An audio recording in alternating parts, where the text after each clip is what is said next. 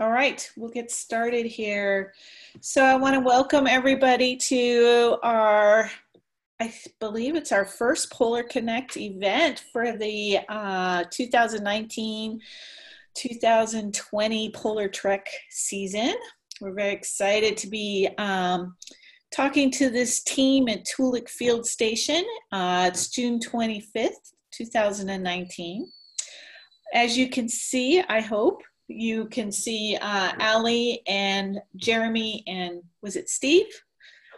Yep, at Toolik Field Station. I'll have them introduce themselves in a little moment. But before we get started, we have a few things that we need to share with you about this PolarConnect event. And Ali, since you're sharing your screen, you have to actually advance the slides for me. So today's event is hosted by, and you can go to the next one, is hosted by ARCUS, the Arctic Research Consortium of the United States. If you've just joined us, please introduce yourself in the chat box area, which you should see at the bottom of the screen, a little bubble that says chat. You can click on that and it should open up a window where you can chat away to everyone and we can see who you are and where you're joining us from. Ali, as part of the PolarTREC program, next slide, Ali. And PolarTREC, as I said, is run by the Arctic Research Consortium of the United States. We're a nonprofit that's based in Fairbanks, Alaska, although most of the staff telecommutes, like myself and Judy Fonstock. We live in other places in the world. I'm in Anchorage, Alaska, and she's in New Hampshire. And PolarTREC's purpose is to place educators like Ali with researchers like Jeremy to get hands-on field experiences in the Arctic or the Antarctic. And over the last decade, we've had over 160 educators out in the field working with scientists learning about the polar regions. So we're really excited to be funded by the National Science Foundation and be working with researchers and educators all across the United States. And this, next slide. This event, while we are recording it, we'll share it with you after the event and post it on the website. But if you have questions while they're talking, we ask you to put it in the chat box. And then if we have time at the end, we'll let you also ask the questions live. This is in a big group, so it should be easy for you to unmute your microphones and ask your questions at the end. And with that, I think we'll turn it over to Ali and Jeremy. So go ahead, Ali. Thanks. So we would have been outside, but it's kind of rainy and drizzly and super foggy and stuff. And so we had to come inside. So this is the lab that we work in, just to give you kind of an idea of where we're at. In a little while, we'll take you outside really quick to show you the lake, which is right outside. So my name is Ale Martinez, and I teach 7th grade science in Eagle Pass, Texas, at a school called Memorial Junior High. I've been teaching for 13 years, and I got to come to the Arctic this summer with Jeremy and his team. So I'm going to let Jeremy introduce himself. Hi, I'm Jeremy. I'm living in Grand Rapids, Michigan. I'm a postdoctoral research associate at Florida International University in Miami. I've been coming to the Arctic for, this is year number 12 for me. And I work in Barrow, Alaska, Akasuk, Alaska, but I'm based mostly in Toolik Lake now, which you can see in the background of my picture. Yeah. Hi, my name's Steven. This is my 5th year up here. I'm going to be starting a master's program in the fall. And I've come up with 2 different groups now, and yeah, I never thought that I'd be working in Alaska, being from Miami as well. So it's a great opportunity and very unique experience for sure. And most of you guys already know Slo-Mo. So Slo-Mo is our class mascot, and he's out here too. So you'll see him in a lot of pictures and videos and things, and you can follow him on Instagram. So what I want to do now is I'm going to go through all the stuff that we've done so far. I started out in Barrow, and I actually got to hang out with another research team, or kind of like a sister research team in Utqiagvik, also known as Barrow, or previously known as Barrow. We got to go around town and do lots of touristy things. I got to try muktuk, which is the whale skin and blubber, which you can see in the middle picture here, and then also some whale meat. It was an experience, and I'm really glad that I got to try some. This was my first experience in real snow. Last year in Eagle Pass, we got snow flurries, but it wasn't much that collected on the ground. And so I was actually having to hike out in the snow, so I had to learn how to do that. It was a really great experience, something that I had never done before, so very, very exciting. And Slo-Mo got to go out there too. I made a snowman, but the snow was kind of icy. One of the things that we got to do is we brought some ATVs and we drove out to the point, which is the most northernmost point of the United States. And we got to see the Arctic Ocean, which was really, really beautiful and really exciting. We had lots of fun that day. And another thing that I got to do in Barrow was to visit a snowy owl nest. There's two snowy owls that are nesting right now, and you can actually watch one of them online if you go to explore.org and look for the snowy owl nest there in Utqiagvik or Barrow. So we got to see it, you know, the female sitting on the nest, and then the male kind of hanging out and protecting the nest. So we got to sit out there and watch that for a while. So to the science that we got to do, I got to hang out with Bob Hollister's team from GVSU, and they're watching, so hi you guys. They were really great and welcomed me into the team, and I got to go out into the field with them. And so we had lots and lots of fun. We caught lemmings, which was a lot of fun too. And so this is basically what they're doing. They're doing phenology, which is the science of when. They're looking at when these plants turn green, when they flower. They're basically kind of keeping a calendar of sorts of when these plants are maturing throughout the summer. So they go out and they keep pretty much a constant watch on them and write down when they're sprouting or turning green or flowering. So it's really time intensive, and they know their stuff. I was really impressed with them being able to identify all of these plants and in these plots. And so they look out at the plots and write down what they're seeing. And so they have control plots, which are just a normal, you know, separated out by string and stakes plots. But then they have what are called OTC plots, which are open top chambers. Right? Those you can see here on the bottom left-hand picture where Slo-Mo is sitting next to them. There's 3 of them stacked there, but one of those chambers goes over a plot, and it increases the temperature in that plot about 2 to 3 degrees on average. So it gives them an idea of if the temperature were to continue to increase, which is what it's doing right now because of climate change, how is that going to affect the maturing of these plants over time. And so they're comparing these OTC plots to the control plots to see how the plants are growing in the tundra. And then we got to go for a couple of days to a tiny little town called Akasuk. And we basically saw the same thing, sort of. The plants there are not as densely populated, I would say, as the ones in Barrow. There's a little, it's further south, so it's a little warmer there. So they have 2 different sites, just like in Barrow, they have a dry site and a wet site. So you can see a picture of the wet site here. So we got to see the plots out there. We also got to look at another plant called tussock, which is kind of like this mound of grass. And we got to do some science with that and count how many were out there. And then there's also a tram site there. And so Jeremy runs the tram here in Toolik and Naviet and Stephen as well. And then there's one in Akasuk that the GVSU team is working on. And then also in Barrow, the GVSU team is handling that one too. And so Jeremy will talk about the tram and how high tech it is and everything in a little while. Then after being in Barrow for a couple of weeks, we came down to Toolik, which is where we're at now. And I got to hang out with Team Vol the other day.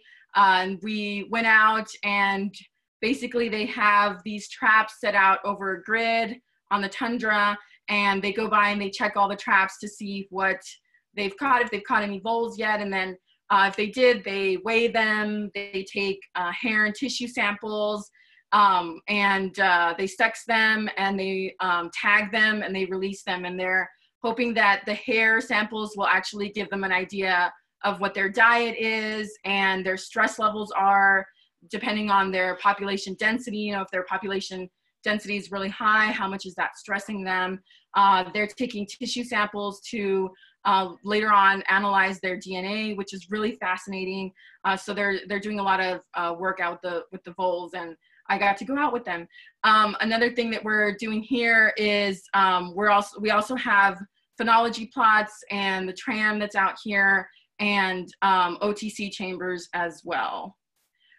And one thing that I've been doing throughout the trip is I had my students and students within the district, other schools in my district, submitted flags, and they got to design their flags, and I brought them with me, and I have been flying them in the tundra, in the Arctic, and I've been taking pictures, and I've been adding them to my journal posts so that their flag gets featured in journal posts. And then I'm going to take these back with me so that they get to have their flag back that actually made it to the Arctic. How many schools have participated in the flag outreach? So far, like 5 or so. Yeah.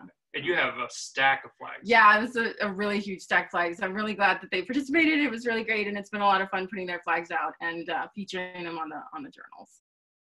And then, so now we're at Toolik and Imnaviet. So Jeremy's going to talk a little bit about what we're doing here. Okay, so we are at Toolik Field Station, ran by University of Alaska Fairbanks. So this is a large camp where there are many researchers that do everything from lake chemistry, atmospheric chemistry, stream chemistry. Obviously, as Ali mentioned, the small mammal stuff, there's large mammal stuff, there's a lot of vegetation people, which is where we fit in as well. So we have two sites here. So we have one at Toolik Lake and one about 10 miles up the Dalton Highway at Imnaviet Creek. And at both places, we have an iTech site, which, as Ali mentioned, are a combination of a wet and a dry site, and with the controls and the OTCs. And so I work specifically using the MISP system, which is the mobile instrumented sensor platform. And I'll show you, I'm gonna skip to right there and then I'll skip back. So what the MISP system is it's essentially a small satellite. It's designed in order to mimic the same things that satellites are measuring. So we have 3D cameras, we register albedo or the reflectivity using net radiometers. We have spectrometers so that we can see every wavelength of light. We have sonic distance sensors so we can see how high the canopy is. And then we have FLIR so we can get thermal imagery of the plot. And that allows us to scale up from the plot level measurements like, for example, we do, and also GBSU does at the plot scale, to the more of the landscape scale. So we're hitting that middle ground between aerial photography, satellites, and then the ground level. So there's a question. How do you classify what is, or figure out what is the wet and dry areas? Okay, so if I skip back, perfect question, perfect segue. So we look at hydro period to determine, and vegetation to determine what is dry and what is wet. So hydro period is the length of time that there is standing water in an area. And that one factor determines what the communities. Did you design and build the MISP? I did not. This was built by my boss, Stephen Oberbauer at Florida International University, and a postdoc that was the original postdoc on this project, Hella Ahrens, who is now at the University of Agriculture, I think in Berlin, Germany. And they designed the original MISP system, and then it's been slowly built on and fine-tuned since. There was another postdoc after Hella, before myself, Nathan Healy, who is now at JPL, I believe. And this has been going on since 2011. Yes. Yeah, the original tram, the original MISP or tram, however we say it, we kind of skip back and forth, system was built in 2010 and went live actually doing measurements in 2011. So it gives them a really good idea of what's happening over time and how the vegetation is changing over these different, over like the wetter areas and the drier areas. And so basically the wetter areas are where it took longer for the snow to melt out, right? So they're going to be affected differently. The growth rates are going to be different.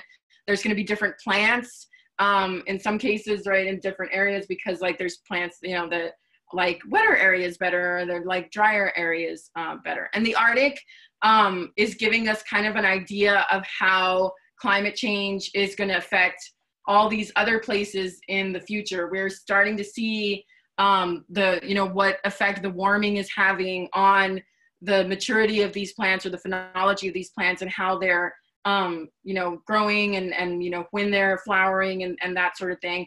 And it's giving us an idea of what's going to happen back home. You know, it might not have the same effect exactly back home, but we're going to start having like extreme weather events and things like that. Like back home in Texas, there's going to be more flooding. And so this is what's happening here. And this is like an effect of climate change that we're already able to start measuring. Right. Yep. And so we have at each of the transects, it's approximately 50 meters long, so 150-ish feet.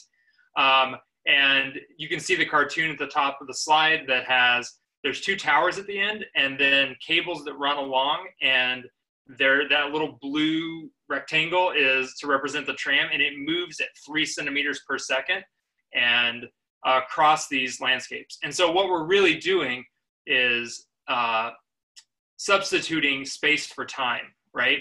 As the Arctic changes, you expect different rainfall amounts, different snow to melt out at different times. So the communities have been documented to be changing for the past 30 years or so. And so if you look at the I guess, top-down image, you can see that the first section in yellow is dry heath, and then we get into some shrubby area, and then the moist acidic tundra, which is the tussock tundra, as Ollie mentioned about tussocks, because they're kind of everywhere up here and expanding. And so what we've done is, if you monitor one spot for a long time, it's very difficult. It takes a long time to for that community to change. It might take 10 years for a community to flip over from a shrub to a moist acidic tundra or vice versa. But here we can have these transects that span all of them, and we can see how the properties of these things change. And so we're substituting space, so like going across those areas, for time, so that we don't have to monitor for as long. But this is a long-term monitoring project, so we're actually monitoring how each of these communities is changing through time. Yeah. You want to take him outside? We can take you outside really quick. We can go outside. Yeah. So sorry, we're gonna move you, and hopefully it does not mess up the internet. So I don't know if it's like still drizzling. And Allie, you can stop sharing, and that way we can see your full video. Stop share. There we go. Is that better? Okay. Yeah. So that is the lake out there. And so you can see we've got like hilly areas and things. And then you can see there's kind of like white buildings. I don't know if you can see them. Yes. So those are greenhouses. And then over here, kind of like right behind this building that's right there, you can see, I think you can see some of the OTCs, right? Yeah. So so if you look right there, I don't know if this building right here, you'll see a snow fence next to it. I think, am I pointing in the right place? I think I'm pointing, is that the snow fence? Yes.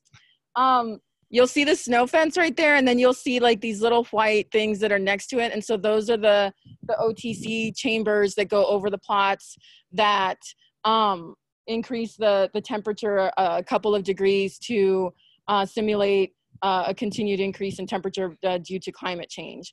And so those are, there's the OTC plots, and then right next to them, they'll have the control plots so that they can compare, if this type of vegetation is maturing faster, what's it doing if we don't have the OTC chamber on top of it? We can compare it so we know like, oh, it is the warming that's making a difference in the growth of this plant. And then you can see a little bit more of the rest of camp over there. It's very wet right now. It stopped drizzling. It looks like the weather is supposed to get a lot better. I'm going to take you guys back inside. I had a question about what was the distance from where you were to your OTC plots there? About a mile and a half, I believe. A mile and a half. And is that all the area that you have to walk with a boardwalk, or? Yeah, it's got boardwalk the whole way. And why do you have boardwalks there? If you don't have those boardwalks in place, when you repeatedly walk across tundra, you'll create these like water tracks that just kind of fill in with water once it starts to thaw out, and it kind of makes a mess. It changes the plants that grow there. So it's best if you have like a boardwalk suspended above the tundra, so you don't really create those tracks.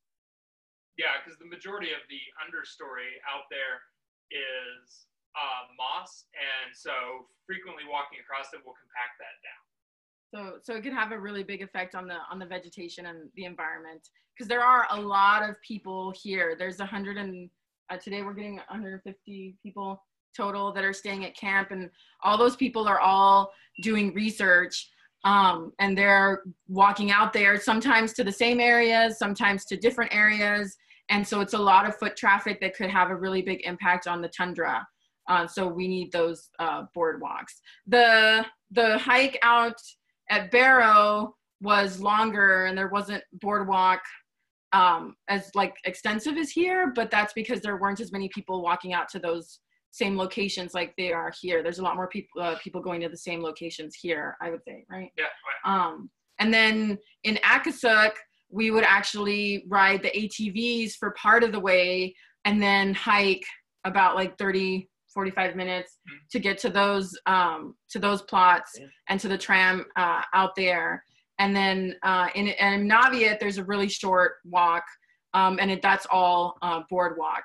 And so Naviet's like 10 miles up the road, so we drive out there, and we have to go up this like really big hill, and then we have to go on 4-wheel drive. It's really cool.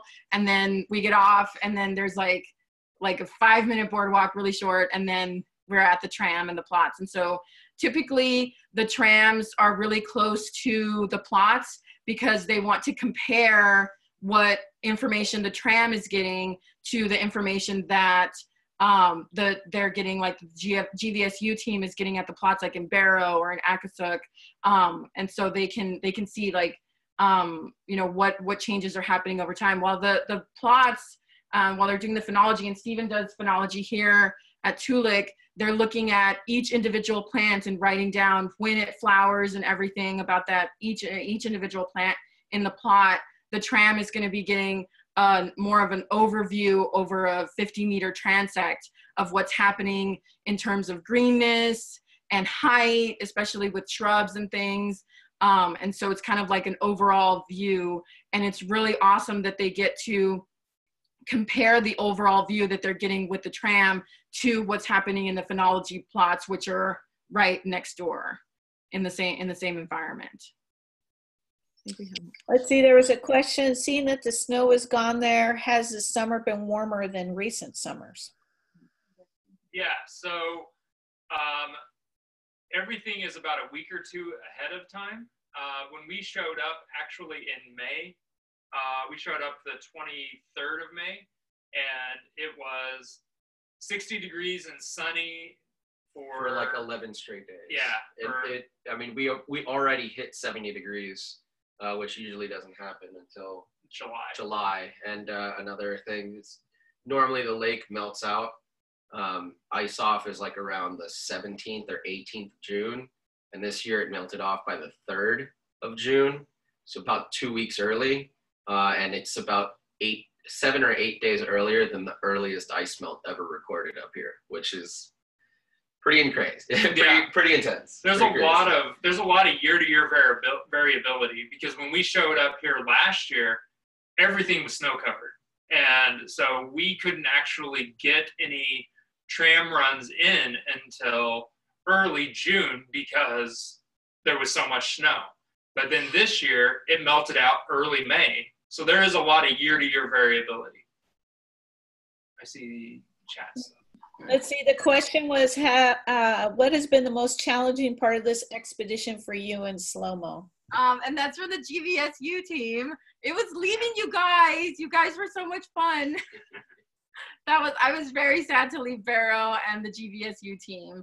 Other than that, y'all saw me try to walk in the snow for the first couple of times. That was difficult. But then I kind of got better at it. I was still falling towards the end, but I could get up a little bit easier and like keep myself from getting stuck when I post hold.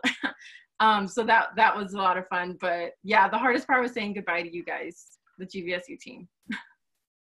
I have a question for Jeremy. So you were talking about how it's been variable there, the seasonal variability. So how do you explain to people then that climate change is really happening when it was snowy last year? That's a great question. Okay. So there is a lot of year-to-year variability, because that is based on seasonal weather patterns, right? Some days, some years will be colder than others. But the overall trend is that each year is getting progressively warmer. For example, 2 years ago, we had an average snow melt. So it was right kind of in the middle of what it's been for the past 10 years or so. But in the summertime, Barrow hit like 65, 70 degrees. That was the year that Dead Horse, which is north of here and a little bit south of Barrow, was hitting in the 80s.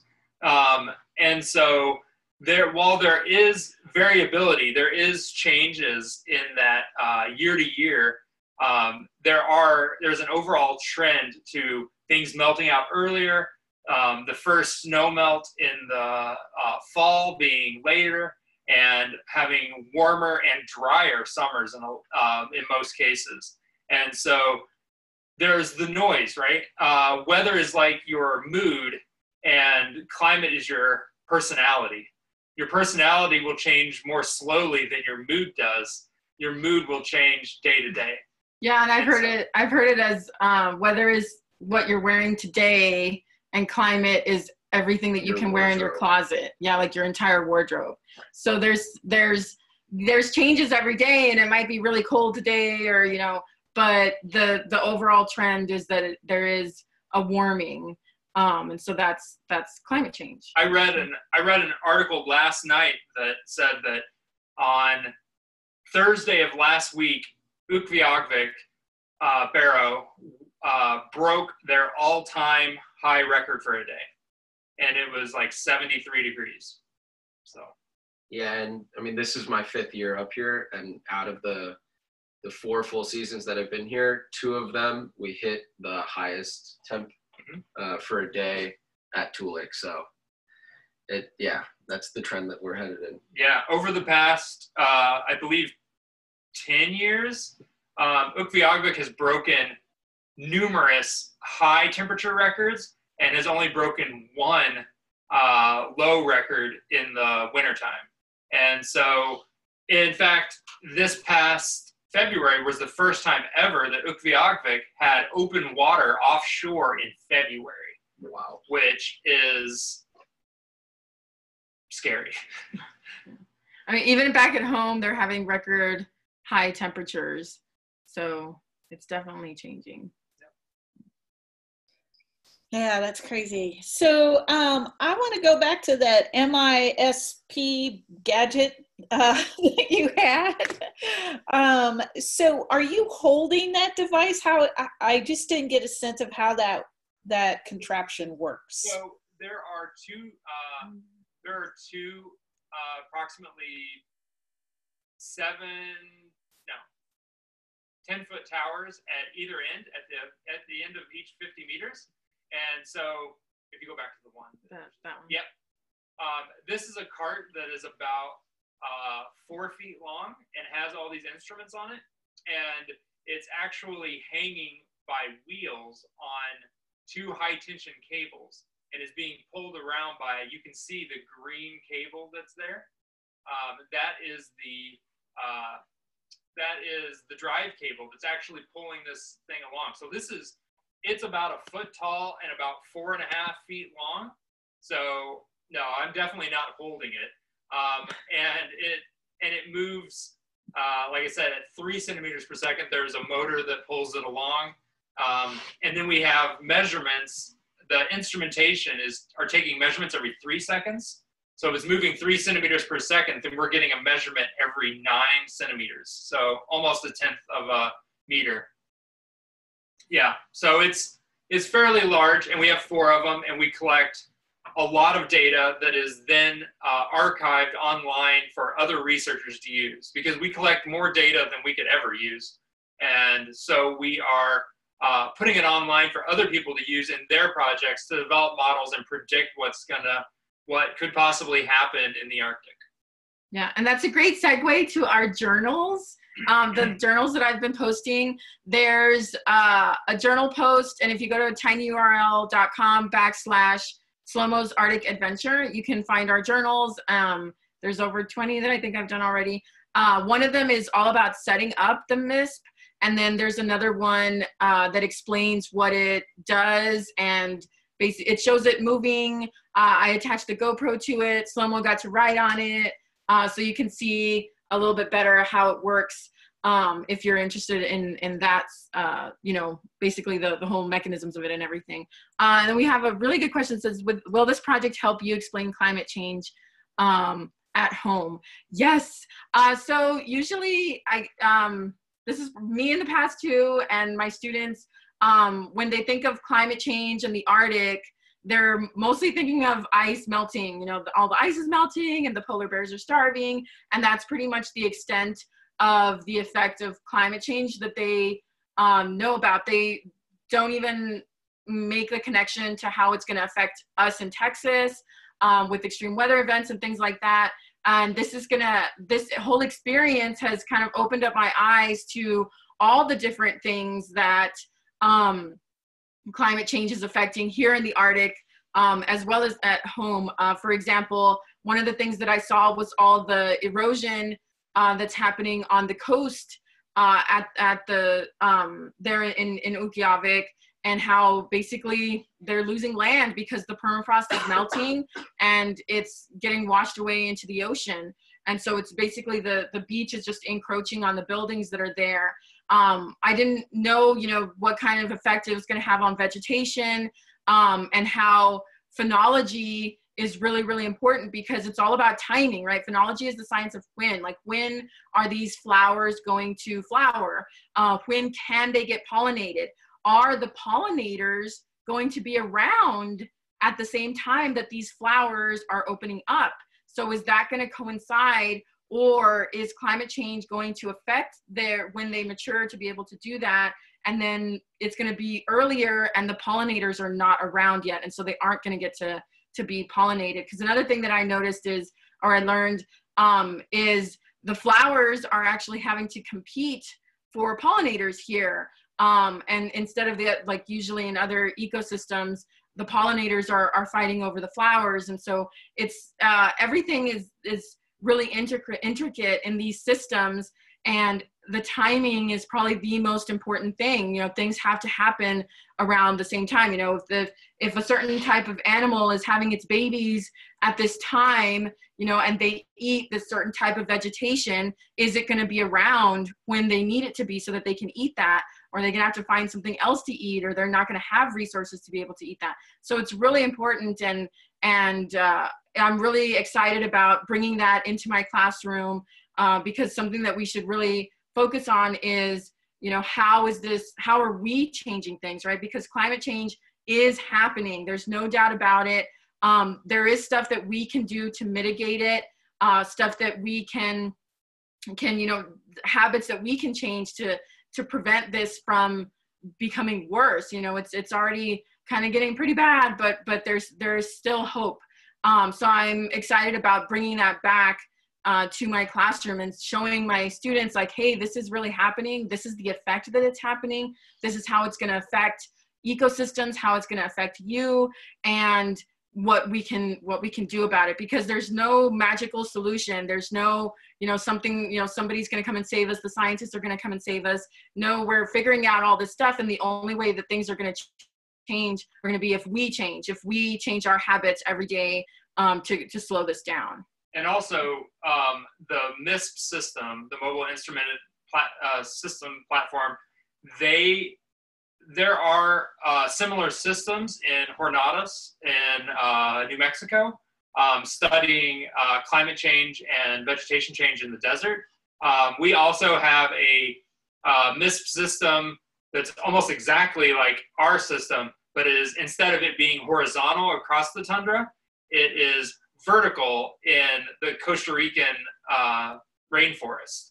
And so this is a system that can be used in different places to monitor how climate change is affecting, because it's obviously it's affecting all places in the world with sea level rise, with vegetation change, with carbon dynamics.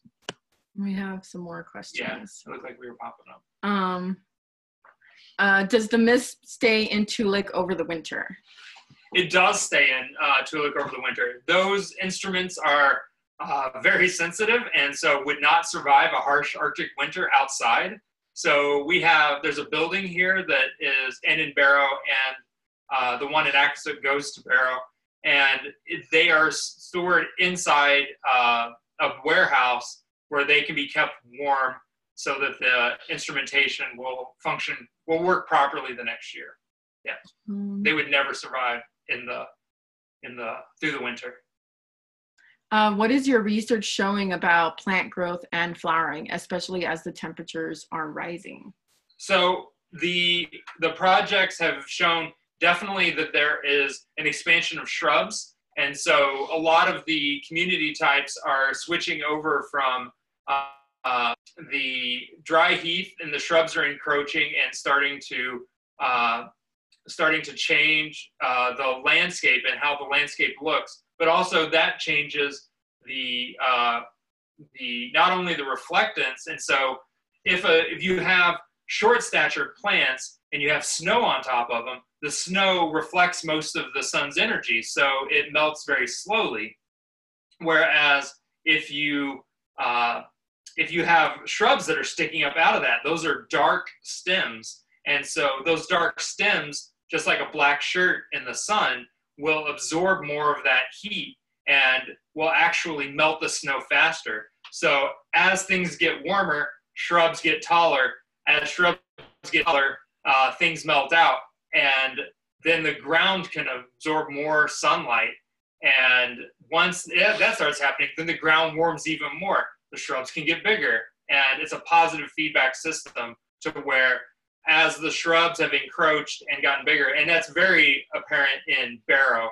Barrow is the place where it's kind of the forefront, if you will, of this kind of research right now. And it's the leading edge of shrub and tussock expansion, like the taller statured plants. And I witnessed that in Barrow because once the snow started melting, it started melting really fast. So because the ground is getting uncovered, and so it's absorbing more heat, and it's just melting the snow faster and faster. So towards the end of my time in Barrow, it was just like, wow, the snow is just really disappearing really fast. And it's not just the above ground communities, the plant communities that are changing. It's also the below ground, like the microbiome that's changing with that, and how the nutrients cycle through the ecosystem.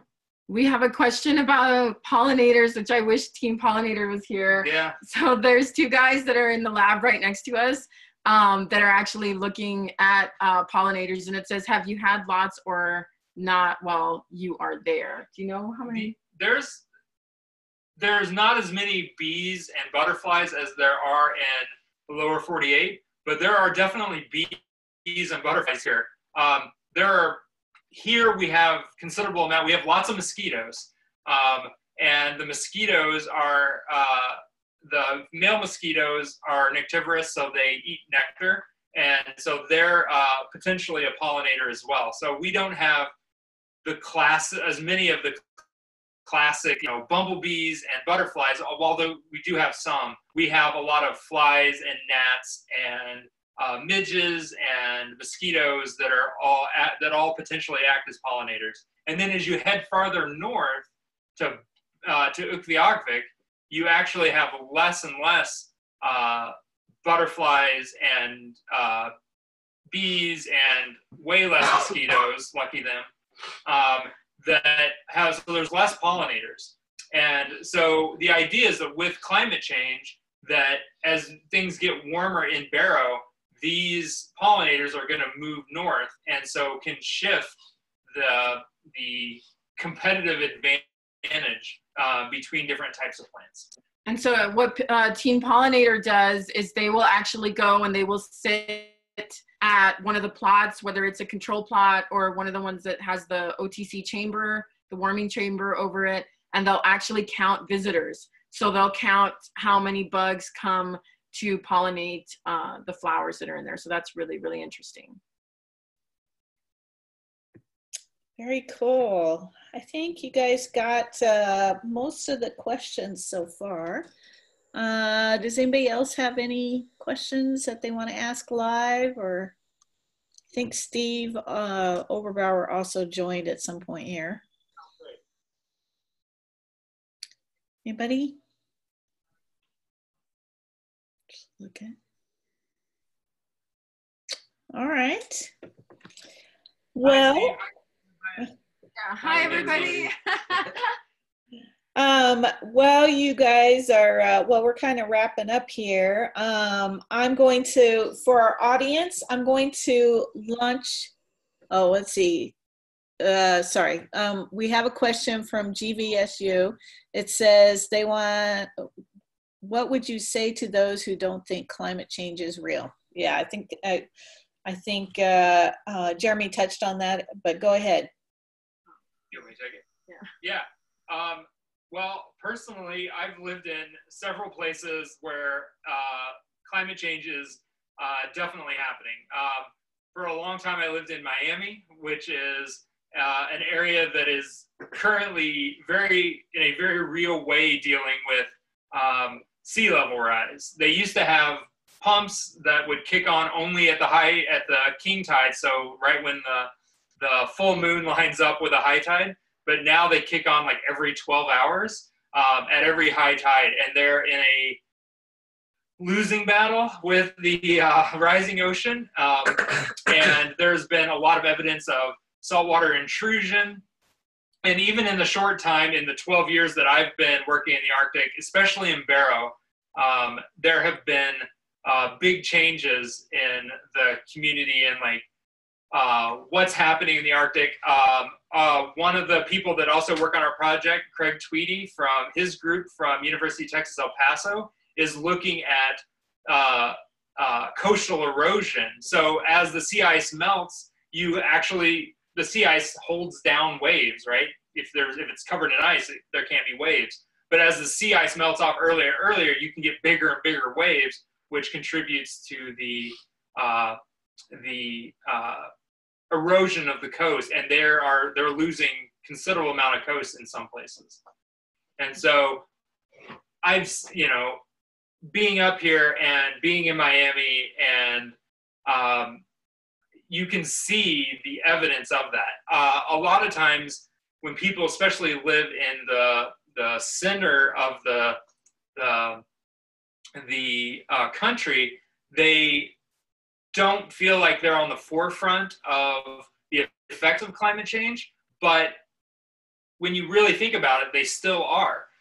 People in the Midwest have these time periods where they're getting, where in the wintertime, 1 week will be super bitter cold, the polar vortex. And then the next week it's in the 50s and 60s. And so there's with less sea ice, the jet stream becomes more loopy, if you will, more wavy, more up and down. And so you get these warm air that's able to really go up into the center of the country. And then you have these polar vortexes that are able to come way down, as opposed to it just being kind of a steady winter.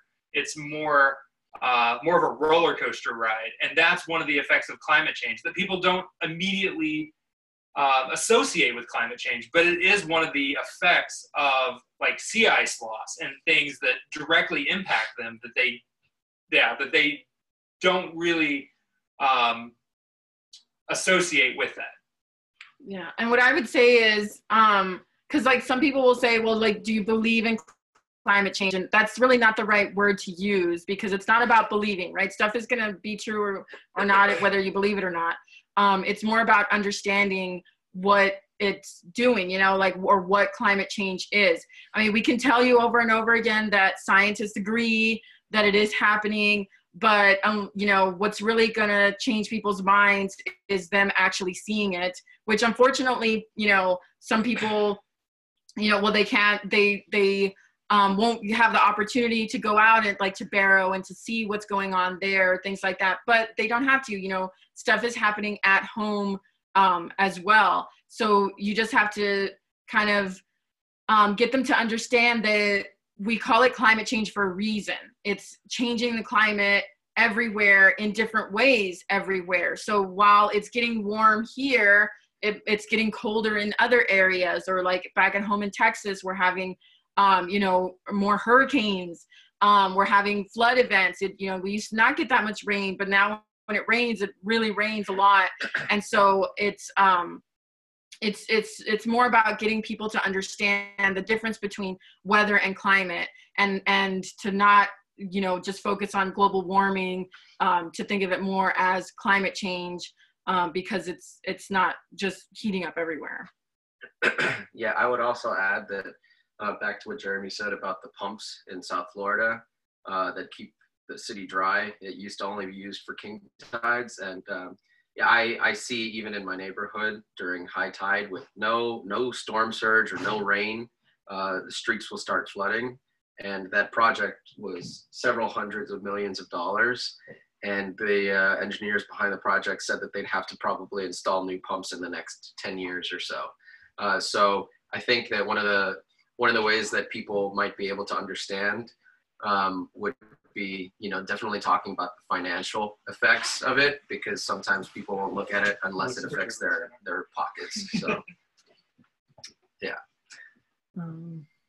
Yeah, I posted an article talking about more about the climate change and people's responses to it, and in the form of movement, like moving away from it, and climate refugees, which is another way I think people don't look at it or often think about it, but people all around the globe are actually already starting movements to avoid climate change in their area, and how that is impacting society and economies and so forth. So yeah, great discussion. Any other questions out there?